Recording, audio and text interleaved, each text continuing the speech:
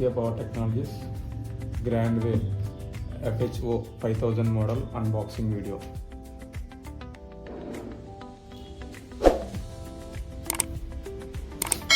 ఈ ఓటీడీ ఏంటంటే పెద్ద పెద్ద కస్టమర్ల కోసం డిజైన్ చేయబడింది. క్యారీ చేయడం కొంచెం ఇబ్బంది ఉండే అవకాశం ఉంటుంది. సో ఏంటంటే ఏఎస్పీ కస్టమర్ లాటర్లకి పెద్ద పెద్ద ఎంఎస్4కి బాగుంటుంది. లాంగ్ లెంత్ చెక్ చేసుకుందారు అనుకున్న వాళ్ళకి.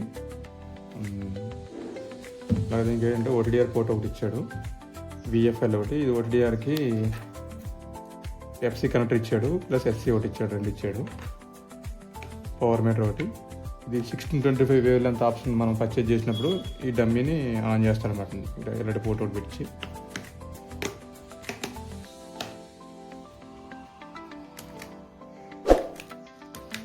ఛార్జింగ్ పోర్టు మనం డేటా ట్రాన్స్ఫర్ చేసుకోవడానికి ఆన్లైన్ కాన్ఫిగరేషన్ సంబంధించింది.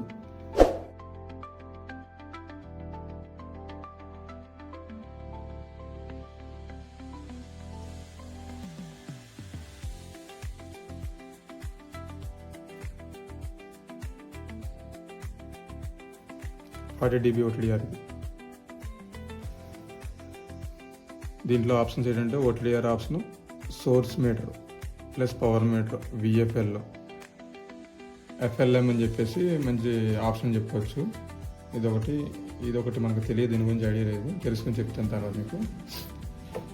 ఓటీడీఆర్లోకి వెళ్ళినప్పుడు ప్రతి ఓటీడీఆర్కి ఒకటే ఆప్షను. సెటప్లోకి వెళ్తాము, వెళ్ళినప్పుడు 13 15 అని పెట్టుకుంటాము, మాన్యువల్ ఆటో పెట్టుకుంటాము, టైం పెట్టుకుంటాము, స్టాండర్డ్ హై పెట్టుకుంటాము, కిలోమీటర్స్, సెకండ్స్. ఏ ఓటీడీఆర్ కానీ యాజ్ ఈజ్ ఉంటుంది, ఏం చేంజెస్ ఏమి ఉండవండి. అలాగే యూనిట్ కిలోమీటర్లో చూపించాలా, మీటర్లో చూపించాలా, మిల్లీమీటర్స్, ఇట్లా ఆప్షన్స్ ఉంటాయి. మనం కిలోమీటర్లో పెట్టుకుంటాం. పెట్టుకుని మనకి కిలోమీటర్ ఎంత లెంత్ అయితే అంత లెంత్ పెట్టేసుకోవడం, యావరేజ్ టెస్ట్ కొట్టుకోవడం, అంతే. ఇదే ఆప్షన్ అండి, ఇంకేం ఉండదు. ఏ ఓటీడీఆర్కైనా కానీ సేమ్ ఉంటుంది అన్నమాట. మనం ఫైబర్ ప్యాచ్ కూడా కనెక్ట్ చేస్తే ఎంత లెంత్ ఉంటే అంత లెంత్ అక్కడ గ్రాఫ్ చూపిస్తుంది. మనం ఏం పెట్టలేదు కాబట్టి జస్ట్ అక్కడ ఏదో రీడింగ్ వచ్చింది, చిన్న రీడింగ్ వచ్చింది, 00 వచ్చి.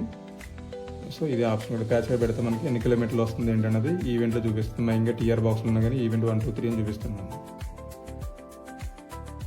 ఇంకా లేజర్ సోర్సు, పవర్ మీటరు, విఎఫ్ఎల్, ఇవన్నీ ఆప్షన్స్ మనకు తెలిసిందే. విఎఫ్ఎల్ ఏం లేదు, సిసి ఆన్ చేసుకుంటే రెడ్ కలర్ వస్తుంది. ఇది కామన్ అందరికీ ఐడియా ఉన్నది. పవర్ మీటర్ మనం ప్యాచ్గా కనెక్ట్ చేసి అంత పవర్ వస్తుంది. ఇక్కడ 70 dB వరకు చూపించాడు. మనం పవర్ మీటర్ కనెక్ట్ చేసుకోవడం, చెక్ చేసుకోవడం ఎవరికైనా కామన్.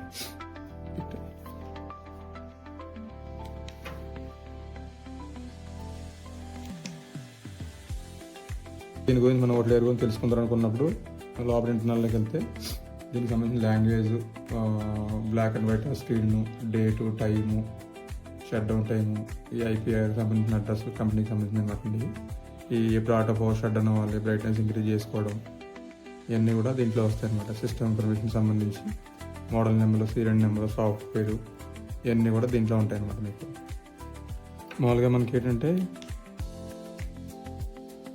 ఎందుకంటే మనం వేసిన ఓటీడీఆర్ లైన్ సేవ్ అవ్వడం కోసం అన్నమాట. Only SOR file, PDF and SOR file రెండు ఏ విధంగా సేవ్ అవ్వాలి, ఆటో సేవ్ అవ్వాలి లేదన్నదనమాట. ప్లస్ ఇవి వచ్చేసి మనం ప్రాజెక్ట్ చేసే వరకు నేమ్స్ అయ్యి సేవ్ చేసుకోవడం కోసం, ఎక్కడ సేవ్ అవ్వాలి, ఫైల్ నేమ్ ఏంటి అన్నది ఇవన్నీ దీంట్లో ఈ పేజ్లో వస్తాయి అన్నమాట. మనకి పాత్ సేవ్ చేసుకోవడం కోసం, మనం చేసిన వర్క్ని రిపోర్ట్ రూపంలో దాచుకోవడం కోసం అనమాట.